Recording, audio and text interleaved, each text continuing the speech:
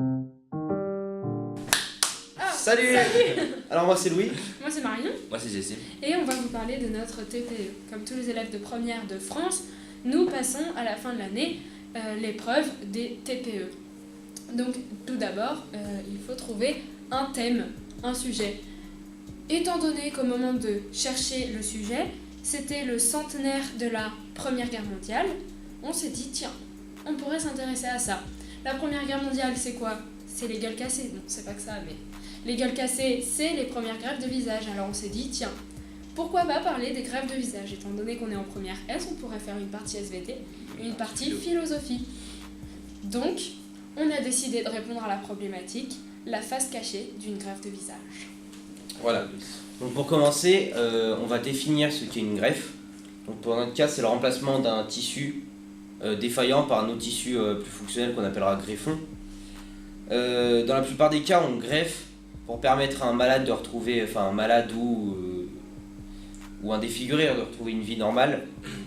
Il y a 4 types de greffes qui existent. Donc l'isogreffe. Tu peux nous en dire plus? Donc l'isogreffe, c'est quand le greffon appartient à un jumeau, un vrai jumeau. Donc là, dans ce cas-là, il n'y aura pas de problème de compatibilité parce qu'on aura le même groupe HLA, parce qu'il y a les mêmes gènes, c'est vraiment idéal. Le principe des vrais jumeaux. Voilà. Après, il y a l'autogreffe. L'autogreffe, c'est quand on prélève sur nous-mêmes en fait un morceau de tissu qu'on ira greffer quelque part d'autre.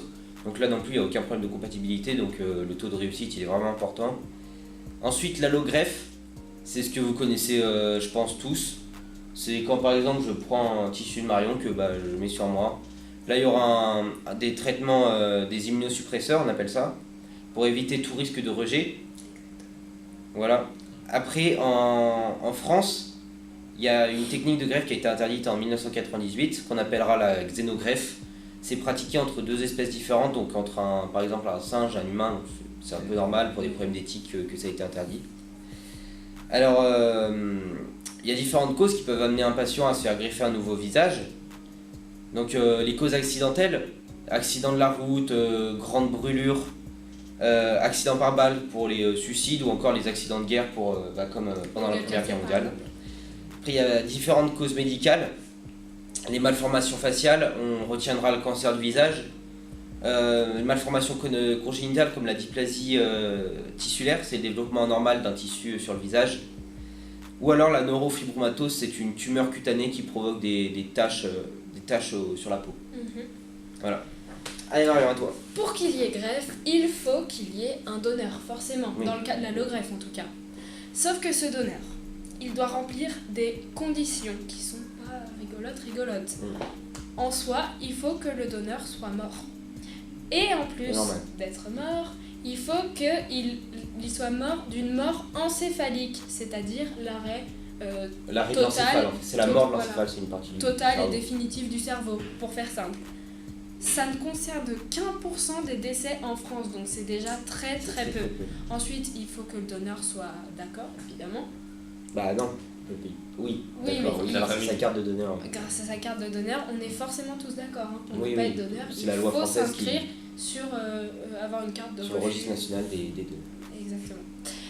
Donc, pour prélever sur ce mort, il faut maintenir son activité cardiaque, puisque c'est indispensable au prélèvement et à la viabilité du greffon.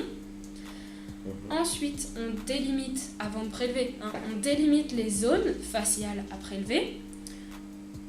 On greffe, on retire plutôt, On prélève, oui. on prélève. Et on vide le greffon de son sang et on le remplit d'un liquide de préservation.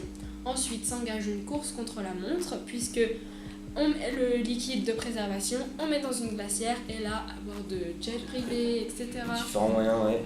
le plus vite possible, le greffon doit être greffé, tout simplement. À toi, Donc, Jessie. maintenant, comme a dit Marion, donc, seul 1% des décès peuvent donner lieu à un prélèvement, à une greffe quoi. Donc il faut que le donneur soit mort encéphalique, comme l'a dit précédemment. Donc sur ces 1%, il y a seul 30%, il y a 30% de refus, donc dû aux familles Et surtout au choix de celui qui vient de mourir. Dans, de la dans- carte. dans sa vie, en oui, tout cas, voilà. il peut refuser. Donc les greffons maintenant. Les greffons, ils sont attribués selon une liste d'attente, donc gérée par l'agence de la biomédecine, Mhm.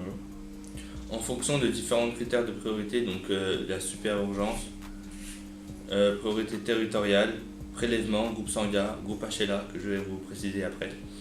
La taille et le poids aussi, ouais. Alors pour ceux qui sont morts et qui ne veulent pas donner, enfin avant de mourir, ils doivent aller demander une carte qu'ils mettent dans leur portefeuille qui décide s'ils veulent donner oui ou non quand ils meurent. Donc le donneur et le receveur ne se connaissent pas, donc pour le bien de la Ouais, pour des raisons familiales, donc ouais, des c'est petits- c'est difficile de voir quelqu'un avec le ouais. visage d'une Ouais. personne défunte On que vous est- connaissez. Et donc en France, toute personne majeure non inscrite sur le registre national des refus est considérée comme donneur, mais cependant l'interrogation à la famille est obligatoire. Ouais, comme je l'ai dit pour la carte. Donc aussi on ne peut ni acheter ni vendre des organes en France, ce qui paraît normal. Pour des lois, enfin, c'est éthiquement. Oui. Donc maintenant je vais vous parler de la carte d'identité. Donc la carte d'identité, qu'est-ce que c'est? Donc la carte d'identité Du donneur. du donneur, pardon, oui, du donneur, est composée d'une partie de celle de notre mère. Donc chaque personne a une Ouais, carte c'est d'identité. père et mère qui nous Père et donnent mère, ouais, voilà. ouais, voilà, des... Donc du coup, on commence toujours par trouver dans la famille pour la recherche. Ouais, d'un on donneur. cherche dans notre famille s'il y a des personnes qui Mhm. sont aptes à donner en fait. Mais il y a une chance sur 4 de réussir, donc c'est très peu. Donc, De trouver quelqu'un surtout. de trouver quelqu'un, Ouais. oui. Donc du coup, pour que la greffe ait plus de chances de réussir, faut que la personne ait la même carte HLA. Une carte HLA, c'est un groupe très complexe de plusieurs combinaisons. Il y en a des millions, je crois bien. Ouais, des millions ou des milliards, voire. Ouais. Donc il regroupe 5 grands groupes, donc, qui peuvent donner à de multitudes de combinaisons. Ouais, de combinaisons différentes. Donc pour que le donneur soit compatible avec ce malade, il doit avoir exactement la même carte d'identité génétique. Ou celle qui se rapproche le plus, on adaptera le traitement avec ça pour. Et éviter c'est les un refus. événement très rare. Ouais, Où, oui, oui. une chance sur 1 million que le donneur soit compatible. Ouais, du coup, le plus souvent, on a quand même une greffe, mais avec un traitement derrière pour éviter le refus.